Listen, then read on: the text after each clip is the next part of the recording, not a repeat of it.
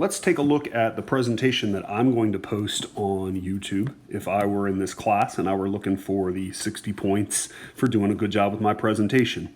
So here I have a 3-slide version. You can have a 4-slide version if you prefer, and that's what the directions show you on Google Classroom. But just quickly, let me show you what I have. I've got the poet's name and a picture of the guy when he was a little younger. I've got his birth and death dates here. And I've got 3 things that make him notable. So he was a MacArthur Genius, Pulitzer winner, poet laureate. I explain those in the presentation. Part of the rubric says you need to list the books your poet wrote. He wrote about a dozen. I picked 2. One was his first book, the other one he won a big prize for. So those are the 2 I picked.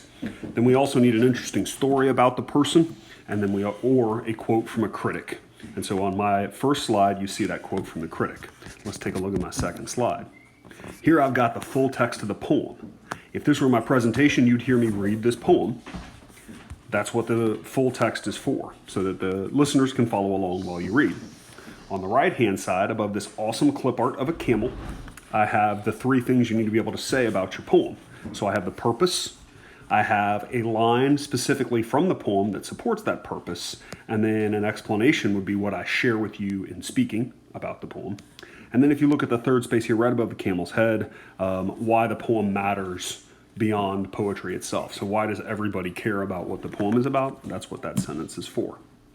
Some of you will have your text on one slide and your explanations on a second slide because it'll fit better that way. So if you have 4 slides, the first one will be the author, the second would be the poem itself, and then the third would be explaining the poem.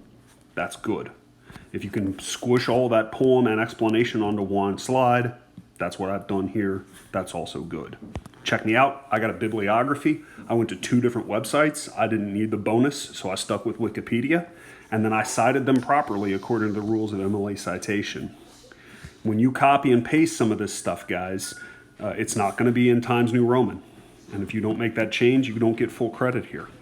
When you copy and paste, it's going to try to turn this HTTP into a hyperlink, and that's not the way it should look, so that's not full credit. All right? Some of you guys will need to alphabetize if you have an author's name. Neither of my articles had an author's name. If you have an author's name, it goes alphabetical from the first to the second thing. For example here, they were both called Mark Strand as an article. This one is poetryfoundation.org. P comes before W, so I put this entry, this citation reference mark, above this one. That's all you need to know from watching this video. I hope you also go watch the video on the rubric, and I'm sure that you'll watch my video on my presentation. All of these exist in hopes of helping you get your presentation right, and I'll check in with you again soon.